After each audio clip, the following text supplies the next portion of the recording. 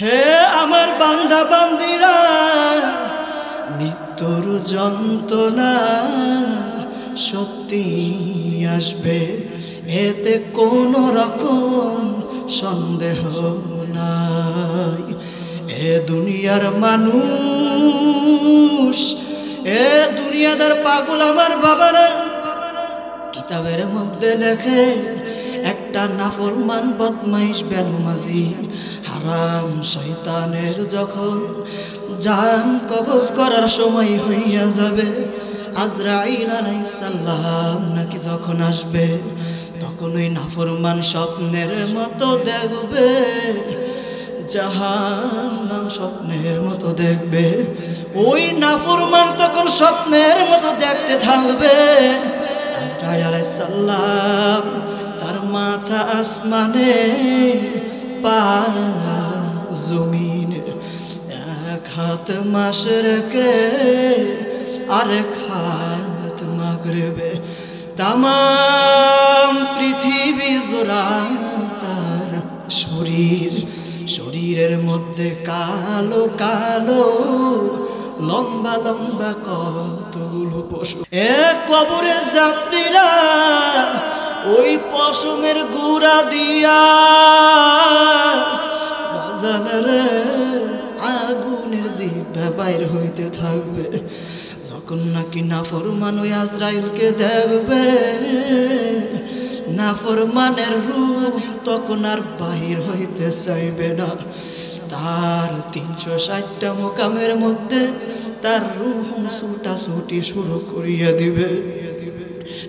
কবরের যাত্রীরা তখন তার এত পানি পিপাসা হইবে, দুনিয়ার মানুষ কিতাবের মধ্যে লাগে হাফতে দরিয়া গর্বানু সন্তান গর্দদ জানে মান, শরবতে দিদার বায়াদ আজলবে মাহবুবে মান। এক কবরের যাত্রীরা তখন ওই নাফরমান বান্দা বান্দির এত পানি পিপাসা হইবে, যদি ওই নাফরমানকে 7 সমুদ্রের পানি যদি পান করানো হয়, তবু ওই নাফরমানের পানির পিপাসা মিটবে না। কবরের যাত্রীরা আম্মা বা'দু ফাআউযু বিল্লাহি মিনাশ শাইতানির রাজীম। বিসমিল্লাহির রহমানির রহিম। ওয়া মা আরসালনাকা ইল্লা রাহমাতাল লিল আলামিন।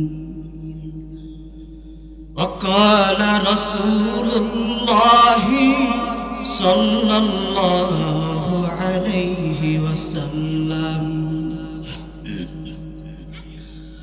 من يرد الله به خيرا يفقهه في الدين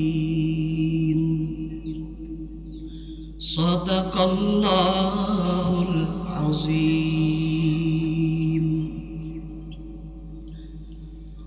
उल्फत में बराबर के वफा हो के जफा हो, उल्फत में बराबर के वफा हो के जफा हो, हर चीज में लज्जत है अगर दिल में मजा हो, हर चीज में लज्जत है अगर दिल में मजा हो। एक चश्मे ज़दन गाफिल ज़ा शाह नबाशी, एक चश्मे ज़दन गाफिल ज़ा शाह नबाशी, शायद के निगाह कुनदगाह नबाशी, शायद के निगाह कुनदगाह नबाशी। طاعت توفیق طاعت همزة یا مانت و اجابت همزة طاعت توفیق طاعت همزة یا مانت و اجابت همزة সকলের দরে শুরু করি আল্লাহুম্মা সাল্লি আলা সাইয়্যিদিনা ওয়া নাবিয়িনা ওয়া শাফিঈনা ওয়া হাবিবিনা ওয়া মাওলানা মুহাম্মাদ সাল্লাল্লাহু আলাইহি ওয়া আলা আলিহি ওয়া আসহাবিহি ওয়া বারাকা ওয়া সাল্লাম আল্লাহুম্মা সাল্লি আলা সাইয়্যিদিনা وشفيعنا وحبيبنا ومولانا محمد صلى الله عليه وعلى آله وأصحابه وبارك وسلم اللهم صل على سيدنا ونبينا وشفيعنا وحبيبنا ومولانا محمد صلى الله عليه وعلى آله وأصحابه وبارك وسلم শুকরিয়া আদায় করতেছি মহান রব্বুল আলামিনের দরবারে রব্বুল আলামিন এতক্ষণ পর্যন্ত ঠান্ডার ভিতরে কষ্ট স্বীকার করে দুনিয়ার সমস্ত কাজ থেকে বিরত রেখে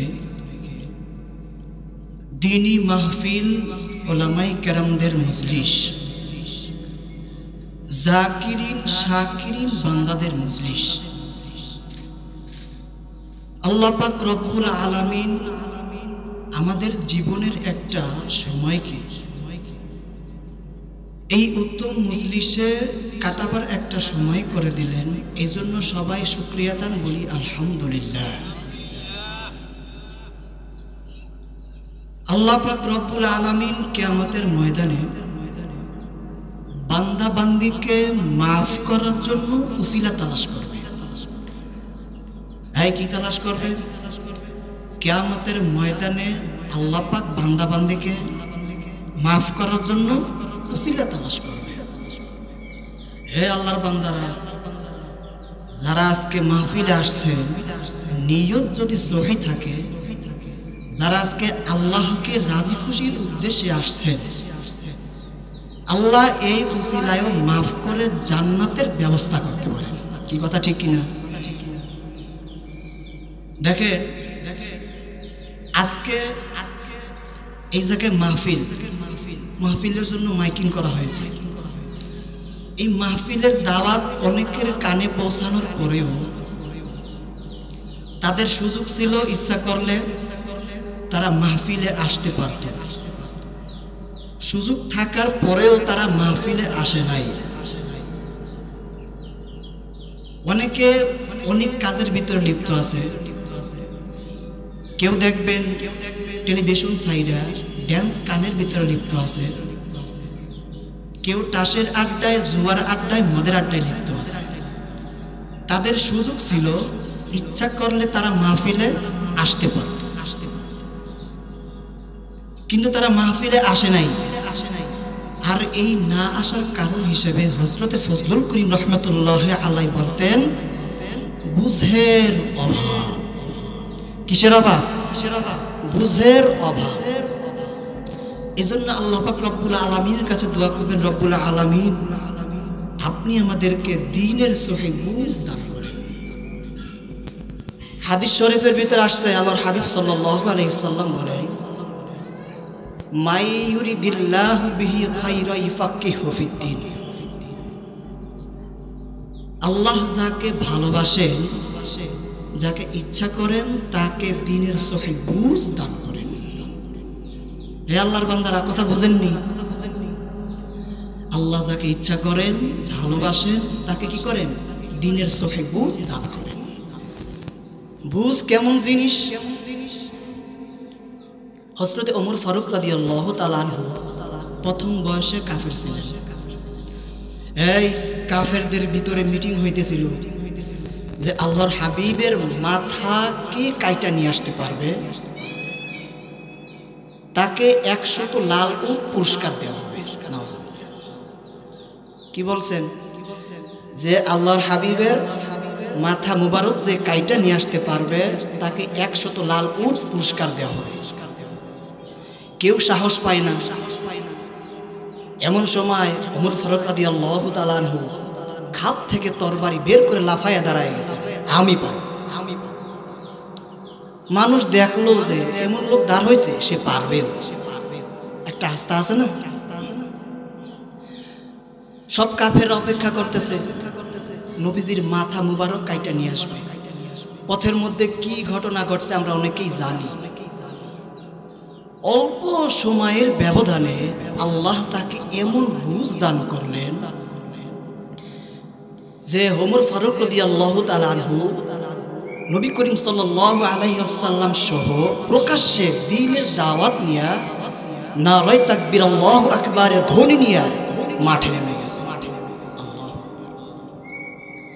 তো বুঝ এমন একটা জিনিস যার 3.5 হাত বডিটা চলছিল জাহান্নামের রাস্তায়, আল্লাহ পাক তাকে এমন বুঝ দান করলেন এখন তার 3.5 হাত নৌকার বডিটা ঘুইরা বেহেশতের রাস্তায় চলছে। এই জন্য আমরা যারা আসছি মাহফিলে, আমরা জনাবে রাসূলুল্লাহ সাল্লাল্লাহু আলাইহি ওয়াসাল্লামের কালাম শুনবো, আল্লাহর হাবিবের কালাম শুনবো। কি বলেন? আমরা সবাই কি ভালো উদ্দেশ্যে আসছি না নাকি? আমরা তো বুঝার জন্যই মাহফিলে আসছি, আর এই বুঝার জন্যই কি মাহফিলের ব্যবস্থা। বলতে পারেন হুজুর আপনি দীর্ঘ সময় ধরে যদি আপনি বয়ান করেন আমরা ইনশাআল্লাহ শুনব, কিন্তু বাজান একটা কথা খেয়াল রাখা লাগবে, এই মাটির জমিন যখন রৌদ্রের তাপে খুব শক্ত হয়ে যায়, হে আল্লাহর বান্দারা, যখন নাকি এই মাটির জমিনে আপনি কোনো দানা ফালান তখন কি সেই দানা থেকে কোনো ফসল উঠবে? উঠবে না। কারণ রৌদ্রের তাপে মাটির জমিনটা শক্ত হয়ে গেছে, ফাইটে গেছে।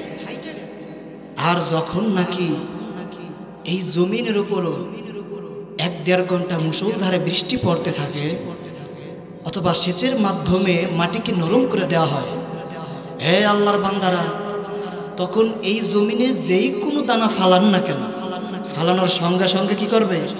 এই জমিন থেকে গাছ ওঠা শুরু করবে। কি বলেন, তাই না? ঠিক তদ্রূপ ওই জমিনের মতো আমাদের কলবটাও একটা আখিরাতের জমিন। দেখেন আজকে আমাদের গুনাহ করতে করতে আমাদের কলবটা শক্ত হয়ে গেছে। যখন নাকি কেউ বলে ভাই আপনি নামাজ পড়েন না কেন, তখন তার কাছে নামাজ ভালো লাগে না, তার কাছে রোজা ভালো লাগে না, তার কাছে জিকির ভালো লাগে না। এর ভালো না লাগার কারণ কি? কারণ হইল তার কলবটা গুনাহ করতে করতে শক্ত হয়ে গেছে। আপনি যখন মাওলা পাকের জিকির করবেন তখন আপনার কলব কি হবে? পরিষ্কার হবে, নরম হইতে থাকবে। আল্লাহর হাবিব সাল্লাল্লাহু আলাইহি ওয়াসাল্লাম বলেন, লিকুল্লি শাইইন সিকালাতুন ওয়া সিকালাতুল কুলুবি যিকরুল্লাহ। দেখবেন দুনিয়ার মধ্যে বিভিন্ন জিনিস পরিষ্কার করার জন্য একটা অস্ত্র আছে। হে আল্লাহর বান্দারা, আপনার আমার জামা পরিষ্কার জন্য অস্ত্র কি? সাবান। জামা পরিষ্কার করার অস্ত্র সাবান। যখন নাকি লোহার সাথে জং ধরে যায়, ওই লোহাকে পরিষ্কার করার জন্য একটা অস্ত্র আছে, সেটা কি? সেরেস্কাত। তো এরকম প্রত্যেকটা জিনিস পরিষ্কার করার জন্য একটা অস্ত্র আছে। আল্লাহর হাবিব সাল্লাল্লাহু আলাইহি ওয়াসাল্লাম বলেন, আপনার আমার কলবকে পরিষ্কার করার অস্ত্র হইল মাওলা পাকের জিকির। সুবহানাল্লাহ। আল্লাহ পাক রব্বুল আলামিন বলেন, ইয়া আইয়ুহাল্লাযীনা আমানু যকুরুল্লাহা যিকরান কাসীরা। হে আমার বান্দা বান্দিরা, তোমরা বেশি বেশি পরিমাণে আমার জিকির করো। এই আল্লাহ পাক কি বলছেন? বেশি বেশি পরিমাণে তার জিকির করার জন্য বলছেন। এখন আপনি আর আমি কি পরিমাণে জিকির করব, কতটুক পরিমাণ? আল্লাহর হাবিব সাল্লাল্লাহু আলাইহি ওয়াসাল্লাম বলেন, আকসিরু যিকরুল্লাহি হাত্তা ইয়াকুলু মাজনুন। হে আমার উম্মতেরা, তোমরা এত বেশি বেশি পরিমাণে মাওলা পাকের জিকির করো যেন দুনিয়াদার ফাঁসে পূজারেরা তোমাকে দেখা পাগল বলে। কি বলছেন? কত বেশি পরিমাণে জিকির করার জন্য বলছেন? দুনিয়াদার ফাঁসে পূজারের আমাকে দেখা পাগল বলে। এই আপনি যদি রাস্তা দিয়ে যখন হাঁটবেন, আস্তে আস্তে জিকির করবেন, লা ইলাহা ইল্লাল্লাহ। এই জিকির যখন নাকি আপনি আস্তে আস্তে করবেন, তখন মানুষ কিন্তু আপনার জিকির শুনবে না। হ্যাঁ, আর যখন রাস্তা দিয়ে হাঁটবেন, যখন একটু জোরে জোরে পড়বেন, লা ইলাহা ইল্লাল্লাহ, লা ইলাহা ইল্লাল্লাহ, লা ইলাহা ইল্লাল্লাহ, লা ইলাহা ইল্লাল্লাহ, লা ইলাহা ইল্লাল্লাহ, লা ইলাহা ইল্লাল্লাহ, লা ইলাহা ইল্লাল্লাহ, লা ইলাহা ইল্লাল্লাহ, মুহাম্মাদুর রাসূলুল্লাহ সাল্লাল্লাহু আলাইহি ওয়াসাল্লাম। আপনি যখন এই জিকির জোরে জোরে পড়বেন, তখন এলাকার মানুষ দেখবে যে এই লোকটার যখনই দেখি, রাস্তা দিয়ে যখনই হাঁটে, যখনই সামনে পড়ে, তখনই দেখি তার জবান থেকে মাওলা পাকের জিকির বের হয়। আর জিকিরটা কি পরিমাণে বের হয়? উচ্চ সুরে, জোরে জোরে। তখন মানুষ কি বলবে আপনাকে? এই লোকটা কি পাগল হইল নাকি? এই মানুষ বলবে না? মানুষ যখন এই কথা বলবে, সঙ্গে সঙ্গে আমার নবী করিম সাল্লাল্লাহু আলাইহি ওয়াসাল্লামের হাদিস অনুযায়ী আমার চলা হয়ে গেল। কি বলেন? নবীজি কি বলছেন? যে তোমরা এত বেশি পরিমাণে জিকির করো, দুনিয়াদার ফাঁসে পূজারেরা তোমাকে দেখে কি বলে? পাগল বলে। এই জন্য যখন আমরা জিকির করব, আমার মাওলা পাকের খেয়ালের সঙ্গে জিকির করব। জিকির করবো তো ইনশাআল্লাহ। হ্যাঁ, জিকির করলে কি হয়? এক কথা বললেন, কলব পরিষ্কার হয়। আমার মালিক বলেন, ইল্লা মান আতাল্লাহ বিকলবিন সালিম। এ আমার বান্দা বান্দিরা, আমার কাছে পরিষ্কার পরিচ্ছন্ন কলব ছাড়া আমার কাছে জায়গা হবে না। আমার মালিক বলছেন। কে বলছেন? আমার মালিক বলেন, পরিষ্কার পরিচ্ছন্ন কলব ছাড়া আমার বেহেশতে জায়গা নাই। এ আল্লাহর বান্দা বান্দিরা, আমার মাওলার কবরে রওনা দেওয়ার আগে তোমার আমার কলবকে পরিষ্কার কইরা তারপরে আমার মাওলার কবরে রওনা দিও। আর যদি পরিষ্কার পরিচ্ছন্ন কলব ছাড়া আমার মাওলার ডাকে সাড়া দাও, যদি না ফরমান হই আমার মাওলার কাছে যাও। আহারে, আমার মালিক বলেন, ওয়াজাআত সাকরাতুল মাউতি বিল হক। হে আমার বান্দা বান্দিরা, মৃত্যুর যন্ত্রণা সত্যি আসবে, এতে কোনো রকম সন্দেহ নাই। এ দুনিয়ার মানুষ, এ দুনিয়াদার পাগল আমার বাবারা, কিতাবের মধ্যে লেখে একটা নাফরমান বদমাইশ বেনমাজি হারাম শয়তানের যখন জান কবজ করার সময় হইয়া যাবে, আজরাইল আলাইহিস সালাম নাকি যখন আসবে, তখন ওই নাফরমান স্বপ্নের মতো দেখবে, জাহান্নাম স্বপ্নের মতো দেখবে। ওই নাফরমান তখন স্বপ্নের মতো দেখতে থাকবে।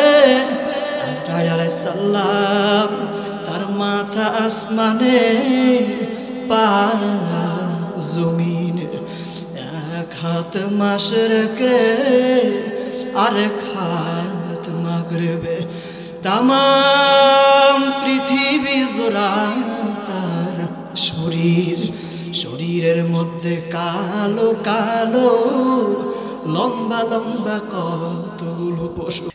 কবরে যাত্রীরা ওই পশমের গুড়া দিয়া বাজারে আগুনের জিহ্বা বাইর হইতে থাকবে। যখন নাকি নাফরমান ওই আজরাইলকে দেখবে, নাফরমানের রূহ তখন আর বাহির হইতে চাইবে না। তার 360টা মোকামের মধ্যে তার রূহ ছুটাছুটি শুরু করিয়া দিবে। কবরের যাত্রীরা তখন তার এত পানি পিপাসা হইবে, দুনিয়ার মানুষ কিতাবের মধ্যে লাগে হাফতে দরিয়া গর্বানু সন্তান গর্দদ জানে মন, শরবতে দিদার বায়াদ আজলবে মাহবুবে মান। কবরের যাত্রীরা তখন ওই নাফরমান বান্দা বান্দির এত পানি পিপাসা হইবে, যদি ওই নাফরমানকে 7 সমুদ্রের পানি যদি পান করানো হয়, তবু ওই নাফরমানের পানির পিপাসা মিটবে না। কবরের যাত্রীরা আহার বাজান রে, তখন নাফরমানের অবস্থা কি হবে? আজরাইল সালাম হাক মারিয়া বলবেন, ওরে খবিশ, আজীবন মাওলার হুকুম আহকাম থেকে ভাইগা গেছো। আমার মালিক নামাজের হুকুম করছেন, নামাজ পড়ো নাই, নামাজ থেকে ভাইগা গেছো। কবরে যাত্রীরা, আজকে তোমার আমার অবস্থা কি? আজকে তোমার আমার দিলের দিকে একটু তাকায়া দেখো রে বাবা। আজকে মসজিদ থেকে আমার মালিকের পক্ষ থেকে মুয়াজ্জিন ডাক দেয়, হাইয়া আলাস সালাহ, বান্দারে নামাজের দিকে আয়। দুনিয়াদার পাগল আমার বাবারা, আমার মালিক তোমাকে ফজরে ডাকলো, বান্দা আমার ঘরে আয়। আমার মালিক তোমাকে ফজরে ডাকলো, আমার মালিক তোমাকে ফজরে তাহার ঘরে পাইল না। এরপর আমার মালিক জোহরে ডাকে, বান্দারে আয়, বান্দা তুই কত গুনাহ করছ রে বান্দা, তুই আমার ঘরে আয়, তোর মাথাখানা আমি মাওলার কুদরতি পায়ে লাগাইয়া দে। কবরের যাত্রীরা, আমার মালিক তোমাকে ফজরে ডাইকা পাইল না, আমার মালিক তোমাকে জোহরেও ডাইকা পাইল না। এরপর আমার মালিক আসরে ডাকে, বান্দারে আমার বান্দা, কপাল পুরা, আমার মালিক তোমাকে আসরে উঠাইকে পাইল না। এরপর আমার মালিক তোমাকে মাগরিবে ডাকে, বান্দা আহারে তুমি আর আমি মাগরিবের সময়ও গেলাম না। হে দুনিয়ার মানুষ, ইচ্ছা করলে তোমার আমার মালিক পারত সূর্যের আলোটা বন্ধ কইরা দিতে, ইচ্ছা করলে পারত তোমার আমার নিঃশ্বাস বন্ধ কইরা দিতে। কিন্তু আমার মালিক তো দয়ার মাওলা, আমার মাওলা তো বড় মায়ার মাওলা। এ কবরের যাত্রীরা, আমার মালিক তোমাকে মাগরিবেও ডাইকা পাইল না, এরপরে সারা সময় হইয়া গেল বান্দারে বান্দা তুই কি পরিমাণ গুনাহ করছো, তোর গুনাহ যদি পাহাড় পরিমাণ হইয়া থাকে, বান্দা তুই আমি মাওলার কুদরতের পায়ে তোর মাথাটা লাগাইয়া দে, আমি মাওলা তোর সব গুনাহ মাফ কইরা দিব। এ কবরের যাত্রীরা, আজকে তুমি বেনামাজিতে মজা পাইয়া আজকে তুমি নামাজ ছাড়িয়া দিলা রে বাবা। আজকে তুমি বেরোজায় মজা পাইয়া আজকে তুমি রোজা ছাড়িয়া দিলা। আজকে তুমি গান বাজনায় মজা পাইয়া গান বাজনা শুনলা রে বাবা। এ দুনিয়ার মানুষ, এ মনে রাখিস, ফেরাউন একদিন হামানকে ডাইকা বলে, হে হামান, আমার তো খোদাই দাবি করতে মনে চায়। হামান ডাক দিয়া বলে, ফেরাউন রে, খবরদার খবরদার, তুমি যদি খোদাই দাবি করো, এই দেশে বহু আহলে কিতাব আলেম আছে, তারা তোমাকে কুফরি ফতোয়া দিবে, তোমাকে কেউ খোদাই মানবে না, আর তোমার রাজত্ব টিকবে না। ফেরাউন ডাক দিয়া আবার ডাক দিয়া বলো, হামান, আমার বারবার মনে চায় আমি খোদাই দাবি করি। হামান ডাক দিয়া বলো, ফেরাউন, যদি তুমি খোদাই দাবি করতে চাও তাহলে শুনো, এই দেশে যত আলেম আছে সবাইকে একত্রিত করো, তাদেরকে দাওয়াতের ইন্তজাম করো, তাদেরকে খাওয়ায়া দাওয়ায়া তারপর তাদেরকে জবাই করিয়া ফেলাও। ফেরাউন বাধ্যতামূলকভাবে সকল আলেমদেরকে তিনি দাওয়াত করলেন। সকল আলেম যখন দাওয়াত খাওয়ার জন্য আসলো, এ কবরের যাত্রীরা তাদেরকে খাওয়ায়া দাওয়ায়া তারপর তাদেরকে একটা নয় দুইটা নয় 40,000 আলেমকে তিনি শহীদ করিয়া দিলেন। আমার মালিক বলেন, এ নাফরমান, ওই ফেরাউন আমার একটা নয় দুইটা নয়, আমার 40,000 বান্দাকে তিনি শহীদ করিয়া দিল। এ নাফরমান, আমি ওই ফেরাউনের হায়াতের মধ্যে কিছু বলি নাই, তবে তুই মনে রাখিস, ইন্না বাতশা রাব্বিকা লাশাদীদ, আমি অবশ্যই মাওলার ধরা বড় শক্ত ধরা।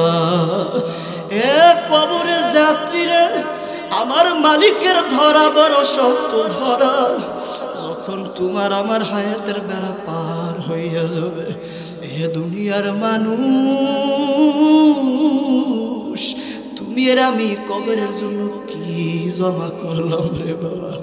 আল্লাহর হাবিব সাল্লাল্লাহু আলাইহি ওয়াসাল্লাম ওই কবর সম্পর্কে তিনি বলেন, আল কবরু রাউদাতুম মিন রিয়াদিল জান্নাহ আও হুফরাতুম মিন হুফারিন নার।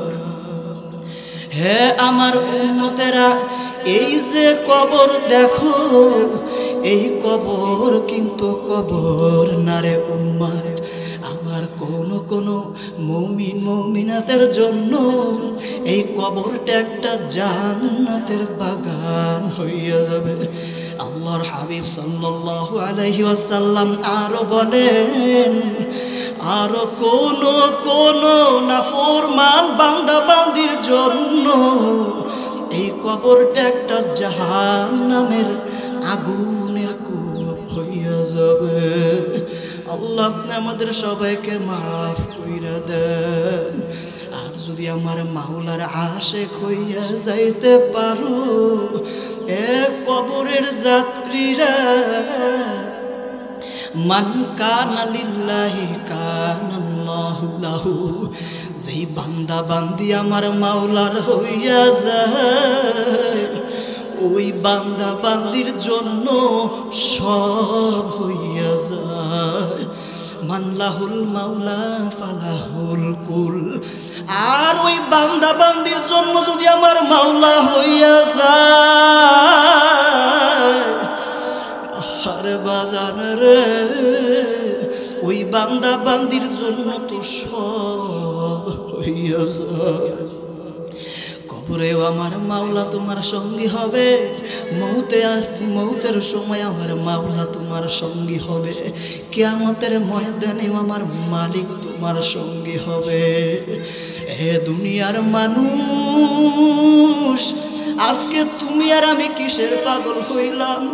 আজকে তুমি আর আমি যদি আমার মাওলার পাগল হইতাম, আজকে দুনিয়ার মধ্যে যারা আমার মাওলার পাগল বাজান, তাদের দিক তাকায়া দেখো তারা কেমনে চলে, আর তুমি আর আমি কেমনে চলি। আশিকারা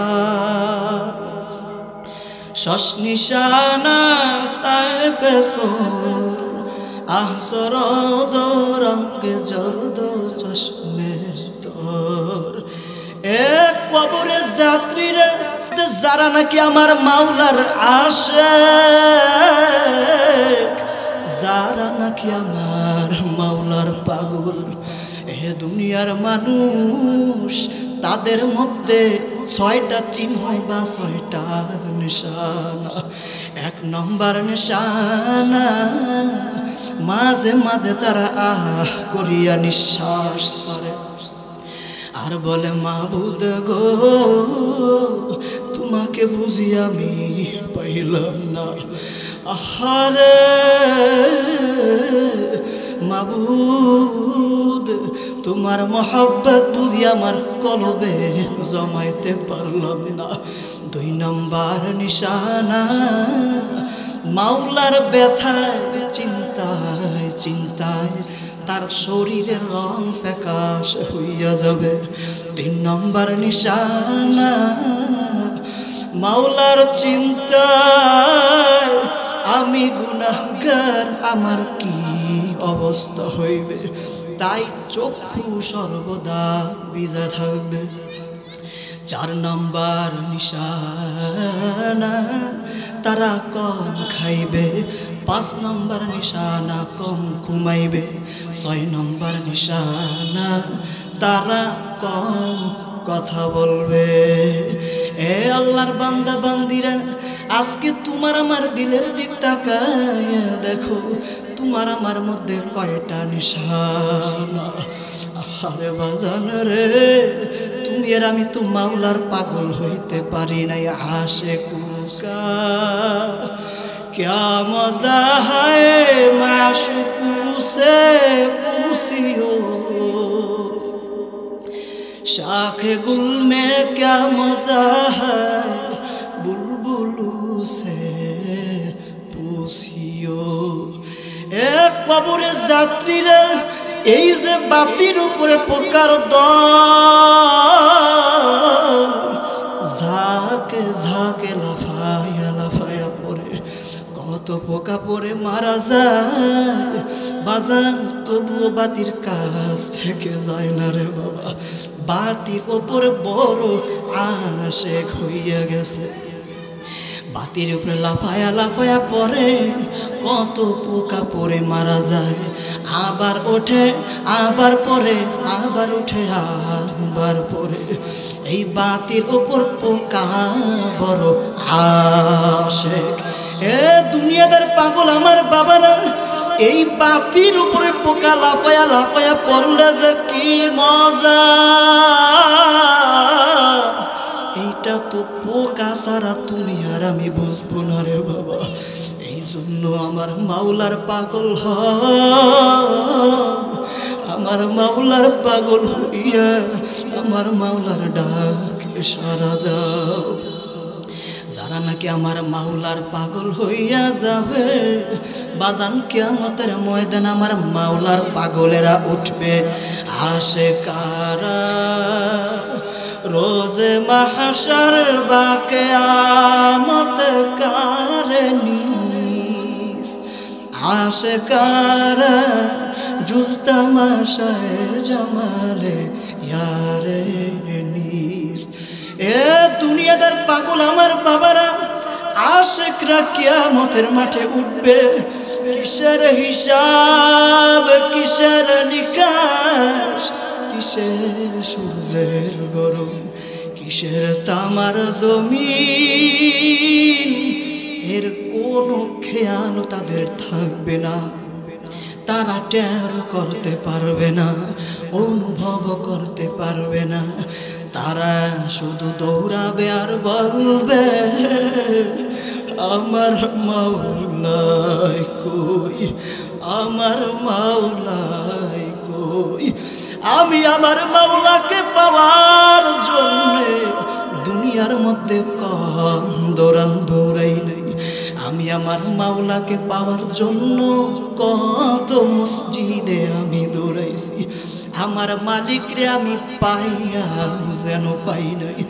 আমি আমার মালিকরে পাওয়ার জন্য আমি চরমনার ময়দানে দৌড়াইছি। সেইখানে ঠান্ডার ভিতরে আমার মালিকরে পাওয়ার জন্য আমি বিছানা বিছায়া দিছি। আমি আমার মাওলাকে যেন পাইয়া পাই নাই। আমি আমার মাওলাকে পাওয়ার জন্য আমি ইজতেমার ময়দানে বিছানা বিছায়া দিলাম। আমি আমার মাওলাকে পাই না, আমার মালিক আমাকে ধরা দেয় দেয়, ধরতে পারি নাই। আজকে আমার মাওলাই কই, কিয়ামতের ময়দান আমার মাওলাই কই। মাওলাকে তারা তালাশ করতে থাকবে। এ দুনিয়াদার পাগল আমার বাবারা, আজকে তুমি আর আমি কিসের পাগল হইয়া কবরের দিকে রওনা দিলাম রে বাবা।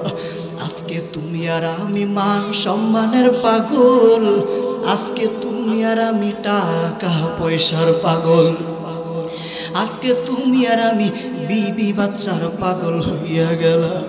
যদি আমার মাওলার পাগল হইতাম, যদি আমার মাওলার আশিক হইতাম, আরে বাজান রে, সব জায়গায় আমার মাওলা সঙ্গী হইয়া যাইত। এ কবরে যাত্রীরা আমার মালিক রে ডাক দাও। যদি আমার মালিককে ডাকার মতন ডাকতে পারো, মূর্তি পুজো 30 বছর পর্যন্ত মূর্তিকে সনাম সনাম বইলা ডাকে। একবার ওই মূর্তি পূজকের মুখ থেকে ভুলে আমার মাওলার একটা সিফাতি নাম বের হয়, সমাদ। আমার দয়ার মাওলা সঙ্গে সঙ্গে সারা দেয়, বান্দারে তুই আমাকে ডাকুকা। এ দুনিয়াদার পাগল আমার বাবারা, মূর্তি পূজক এখন সেজদায় পড়া কান্দে মালিক। 30 বছর পর্যন্ত যেই মূর্তিকে আমি সনাম সনাম বইলা ডাকলাম, আজকে তাকে ডাকতে যাইয়া ভুলে আপনার একটা সিফাতি নাম বের হইয়া গেল, সমাদ। ওই মূর্তি তো একবারও আমার ডাকে সাড়া দেয় নাই, আজকে আপনি আমার ডাকে সাড়া দিলেন। আপনি কেমন দয়ার মাওলা, আপনি কেমন মায়ার মাওলা। এ কবরের যাত্রীরা, এই জন্য আমার মালিককে বেশি বেশি ডাকা লাগবে, আমার মালিকের ইবাদত করা লাগবে, আমার মালিকের হুকুম আহকাম মাইনা তারপরে অন্ধকার ডাকে সাড়া দেওয়া লাগবে। দিব তো ইনশাআল্লাহ সবাই। আল্লাহ পাক আমাদের সবাইকে এই কথার উপর আমল করার তৌফিক দান করুন।